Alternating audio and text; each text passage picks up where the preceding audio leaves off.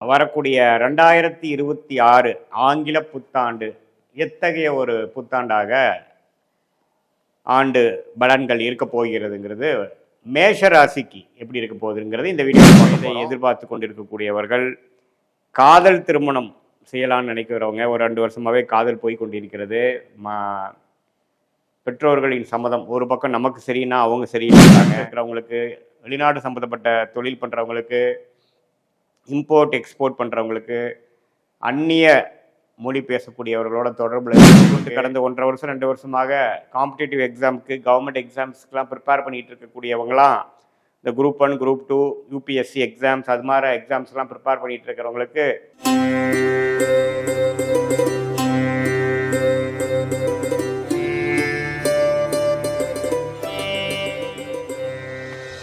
வணக்கம். நான் உங்கள் அன்பான சயின்டிஃபிக் வேதிக் அஸ்ட்ராலஜர் அஸ்ட்ரோ அருண்ஜி பேசுகிறேன். நல்லது நினைப்போம், நல்லதே நடக்கும். இப்போ பார்த்தீங்கன்னா வரக்கூடிய 2026 ஆங்கில புத்தாண்டு எத்தகைய ஒரு புத்தாண்டாக ஆண்டு பலன்கள் இருக்க போகிறதுங்கிறது மேஷ ராசிக்கு எப்படி இருக்க போகுதுங்கிறது இந்த வீடியோவில் பார்க்க போகிறோம். எந்த விதத்திலும் மிகைப்படுத்தாமல் உள்ளது உள்ளவாறு எப்படி ஜோதிட சாஸ்திரம் செயல்படுகிறது, எப்படி அந்த ஒளி தத்துவம் நம்மளுடைய கர்மாவை செயல்படுத்தக்கூடிய வாழ்க்கை சம்பவங்களாக உருவடிக்கிறது அப்படிங்கிறத சயின்டிஃபிக்காக பார்க்குறோம். எந்த விதத்துலேயும் பார்த்திங்கன்னா பரிகாரங்கள் அது மாதிரி மூடநம்பிக்கைக்குள்ளே போகாமல் உள்ளது உள்ளவாறு பார்க்குறோம். அதற்கு முன்னாடி நீங்கள் இந்த பொது பலன் எப்படின்னு நீங்கள் தெரிஞ்சுக்கணுன்னா ஒரு 100க்கு ஒரு 50% பொருந்தி தான் வரும். ஏன்னா நம்ம ஆண்டு பலனை எப்படி சொல்கிறோன்னா, ஆண்டுக்கு ஒரு முறை அல்லது 2 ஆண்டுக்கு ஒரு முறை சஞ்சரிக்கக்கூடிய பயிற்சி பெறக்கூடிய ஆண்டு கிரகம் என்று சொல்லப்படுகிற குரு, சனி, ராகு, கேதுவை பொறுத்து ஒரு ராசிக்கும் எது மாதிரி இடத்துல இருக்கிறாங்க பொறுத்து தான் எது மாதிரி கர்மா செயல்படும் அப்படிங்கிறத நம்ம எடுத்துக்கிறோம். இது ஒரு பொதுவான பலன் தான். 100க்கு ஒரு 40-50% தான் பொருந்தி வரும். உங்களுடைய ஜென்ம ஜாதகத்தில் தசாபுக்திகள் எப்படி போய் கொண்டிருக்கிறது, உங்கள் ஜென்ம ஜாதகம் எப்படி இருக்குது, நீங்கள் என்ன லக்னத்தில் பிறந்தீங்க, என்ன கிரகங்களோட அமைப்புகள் என்னங்கிறத வச்சு தான் துல்லியமாக சொல்ல முடியும். பட் இது ஒரு ஓவரால் டெம்ப்ளேட்டாக நீங்கள் எடுத்து இதில் இன்னும் கொஞ்சம் டீட்டெயிலாக உங்களுக்கு வேணும் அப்படின்னா நீங்கள் தனி மனித ஜாதிரம் தான் நீங்கள் கன்சல்டிங் பண்ணணும். இப்போ பொது பலன் எப்படி கொடுக்குறாருங்கிறது மேஷராசிக்கு பார்க்குறோம். இப்போ பாருங்கள், குரு முதல் 5 மாதங்கள் மேஷராசிக்கு 3ஆம் இடத்துலேயே இருந்து ஜூன் முதல் வாரம் 2026 தான் பார்த்தீங்கன்னா 4ஆம் இடத்துக்கு உச்சம் பெறுகிறார். ஸோ நம்ம ஆண்டை 2 விதமாக பிரிச்சுக்கலாம். ஃபஸ்ட்டு 5 months, செகண்ட் 7 months அப்படி நம்ம பிரிச்சுக்கலாம். ஸோ சனி முழுக்க 2026 முழுக்க மீனத்திலே இருந்து விரயசனியாக கொடுக்குறார். ராகு 11ஆம் இடத்திலும், கேது 5ஆம் இடத்திலும் இருக்கிறார். டிசம்பர் மாதம் இறுதியில் தான் முதல் வாரம் ஆண்டின் இறுதியில் தான் மாறுறார். ஸோ ஆல்மோஸ்ட் பார்த்தீங்கன்னா 90% 95% ராகுவும் பயிற்சிகள் பலன்கள் இல்லை. ஒரே இடத்துல இருக்கக்கூடிய கும்பத்தில் ராகுவும் சிம்மத்தில் கேதுவும் இருக்காங்க. ஸோ இந்த மாதிரி ஒரு அமைப்பு மேஷராசிக்கு எப்படி ஒரு அமைப்பு கொடுக்குறாரு அப்படின்னா, ஃபஸ்ட்டு 5 months பாருங்கள், இந்த திருமண தடைகள் அது மாதிரிலாம் இருக்கக்கூடியவங்களுக்கெல்லாம் டக்குன்னு ஏதோ ஒன்று அமையிறது, மங்களமான விஷயங்கள் அமையக்கூடிய அமைப்புகள். இந்த வயது திருமண வயதை எதிர்பார்த்து கொண்டிருக்கக்கூடியவர்கள், காதல் திருமணம் செய்யலாம்னு நினைக்கிறவங்க, ஒரு 2 வருஷமாகவே காதல் போய் கொண்டிருக்கிறது. பெற்றோர்களின் சம்மதம் ஒரு பக்கம் நமக்கு சரின்னா அவங்க சரியில்லைங்கிறாங்க, இல்லை பொண்ணு சைடில் ஓகேனா பையன் சைடில் பிரச்சனை பண்ணுறாங்கங்கிற மாதிரி ஓடிக்கொண்டு இருக்கக்கூடிய உறவுகள்லாம் பார்த்தீங்கன்னா, இந்த குருவின் பார்வை 7ஆம் இடத்துல விழும் பொழுது அந்த அமைப்புகள் முதல் ஃபர்ஸ்ட் ஆஃப் மே மாதத்துக்குள்ளே அமைச்சிக்கிறது நல்லது, அமையக்கூடிய வாய்ப்புகள் அதிகம். அது மாதிரி விஷயங்களுக்கு நம்ம சாதகமாக முதல் ஃபர்ஸ்ட் ஆஃப் இருக்குங்க. அதே மாதிரி விரயசனி போயிட்டுருக்கு.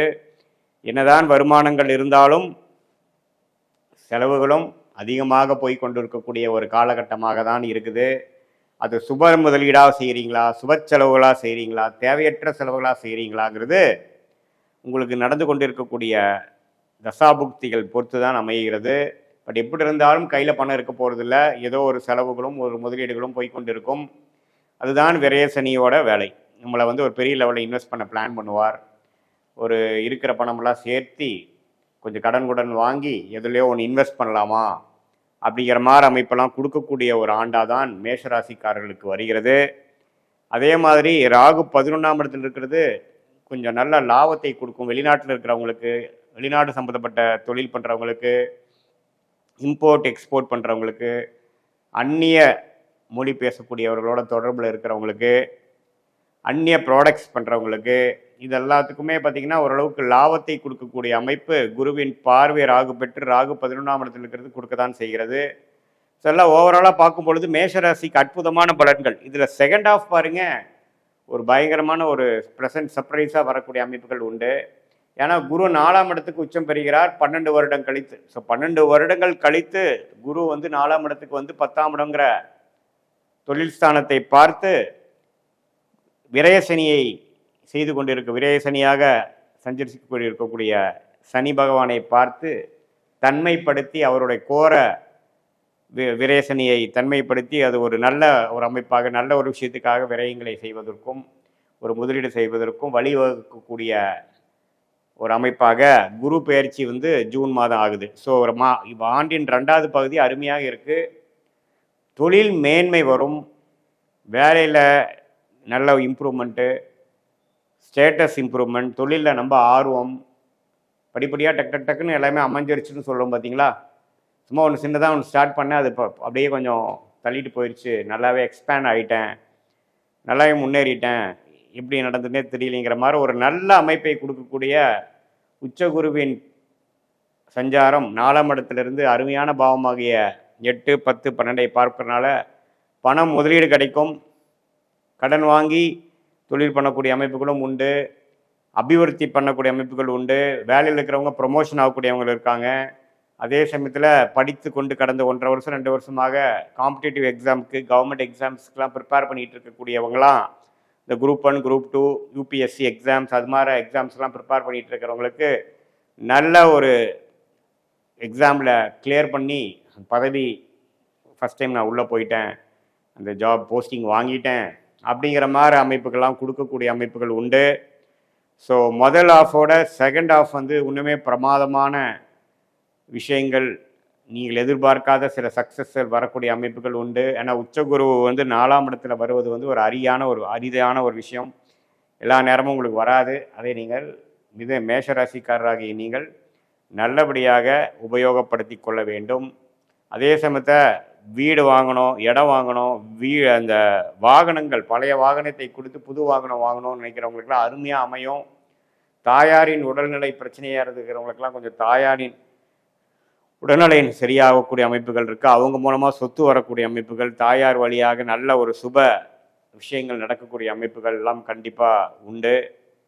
ஸோ உங்களுடைய ஸ்டேட்டஸ் அதிகமாகக்கூடிய அமைப்பு, உங்களுடைய வசதி வாய்ப்புகள், சொத்துக்கள் பெருகக்கூடிய அமைப்பு. இதே சமயத்தில் உறவுகள்லேயும் பார்த்திங்கன்னா பின்னடைவாய் போயிட்டுருக்கிறவர்களெல்லாம் ஓரளவுக்கு சரியாகி பழைய உறவுகள்லாம் கொஞ்சம் ரீகனெக்ட் ஆச்சுங்கிற மாதிரி ஒரு அமைப்பு. ஏன்னா பணம் வந்துட்டாவே உங்களுக்கு பார்த்திங்கன்னா ஓரளவுக்கு எல்லாமே கொஞ்சம் சரியாகுங்கிறது தான் நிதர்சன உண்மை. ஸோ எப்போ நீங்கள் வந்து வேலை, தொழில், நிதி நிலைமையில் ஓரளவுக்கு வந்துட்டீங்க, நல்ல ஒரு பெரிய ஒரு இன்வெஸ்ட்மெண்ட் பண்ணுற அளவுக்கு நீங்கள் இப்போது கையில் காசு சேர்ந்துருச்சு, உங்களுக்கு லோன் கொடுக்குறதுக்கு பேங்க் எல்லாம் ரெடியாக இருக்காங்க அப்படிங்கிற அளவுக்கு நீங்கள் வர்றதுனால உங்களுடைய அந்தஸ்து அதிகமாகும். அது மூலமாக பார்த்தீங்கன்னா பழைய ஃப்ரெண்ட்ஷிப், பழைய உறவுகளை நீங்கள் கனெக்ட் பண்ணிக்கலாம். இது மாதிரி எல்லா நல்ல அமைப்புகள் உண்டு. வாழ்க்கையில் ஜெயிக்கக்கூடிய ஒரு அற்புதமான ஒரு ஆண்டாக, ஒரு கேம் சேஞ்சராக 2026 வருதுங்க. இது ஒரு பொதுவான பலனே தவிர உங்களுடைய ஜென்ம ஜாதகத்தில் எப்படி வந்து தசாபுக்திகள் போய் கொண்டு இருக்கிறது, அது வந்து நல்ல தசைகளா சுமாரான தசைகளா, உங்கள் லக்னம் என்ன லக்னத்தில் பிறந்தீங்களாம் பொறுத்து இன்னுமே துல்லியமான பலன்கள், ஷார்ட் டேர்ம் எப்படி இருக்க போகுது, லாங் டேர்ம் எப்படி இருக்க போகுது, எது மாதிரி திசையில் உங்களுடைய வாழ்க்கை வந்து திரும்ப போகிறது, எது பிராப்தத்தில் இருக்குது, எது பிராப்தத்தில் இல்லை அப்படிங்கிறதெல்லாம் நம்ம தெரிந்து கொள்ளலாம். உங்களுடைய ஜென்ம ஜாதகத்தை பார்த்து துல்லியமான சயின்டிஃபிக் வேதிக் அஸ்ட்ராலஜி மூலம் தெரிந்து கொள்ளலாம். இது பொதுவான பலன்கிறதையும் நீங்கள் தெரிந்து கொள்ள வேண்டும். மீண்டும் மற்றொரு காணொளியில் சந்திப்போம். நன்றி, வணக்கம்.